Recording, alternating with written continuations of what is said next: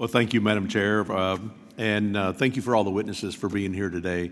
And Congressman Deutsch, thank you. Good seeing you again, coming back. You know, the anti-Semitic activities that have occurred on college campuses are absolutely appalling. Our institutions of higher education should be beacons of hope in this country, where students seek reason, truth, and an education to help them with their life and whether it's a career or personal life.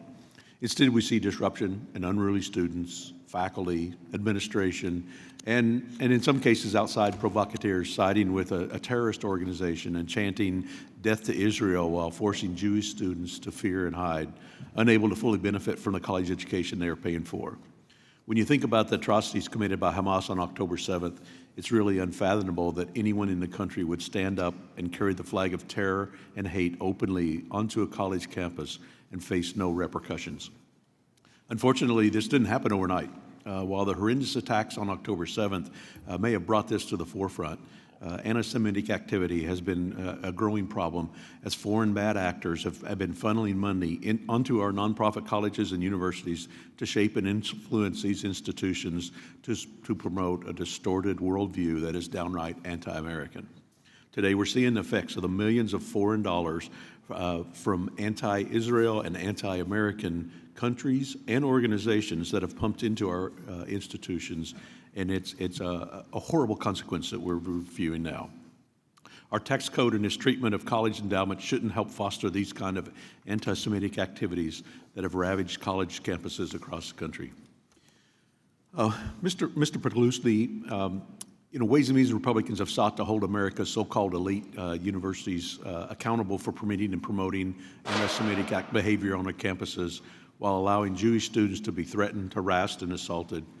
One mechanism in the committee's jurisdiction is the endowment tax, first established under the Trump tax cuts in 2017.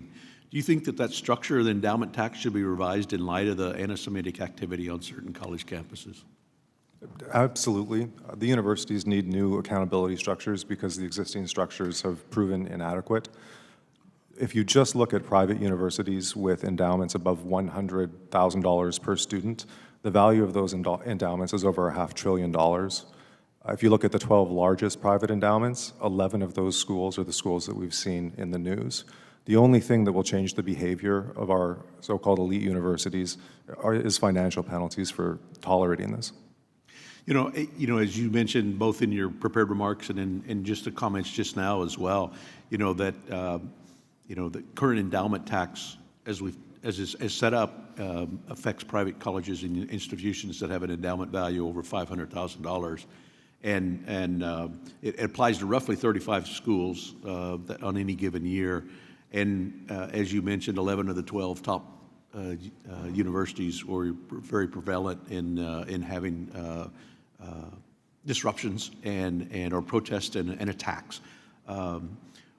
Do you think it's a coincidence that there's a relationship between the amount of money that they have and their tax status, and what's the connection and how can we address that? I think the connection between the money and the grotesque anti-Semitism is that universities that are this wealthy can waste a lot, and administrators, they are used to giving into the radical DEI left, right? And as we've discussed in this hearing, the DEI that we're concerned about is the DEI that teaches students to make snap judgment based on identity characteristics. And the only way that they can account for the success of Jews in America and the state of Israel is to turn the state of Israel into the oppressor. And that makes, of course, the Hamas the virtuous victim. Right? So I do think there's a relationship, right? The wealth allows for these institutions to waste money building up these DEI apparatuses.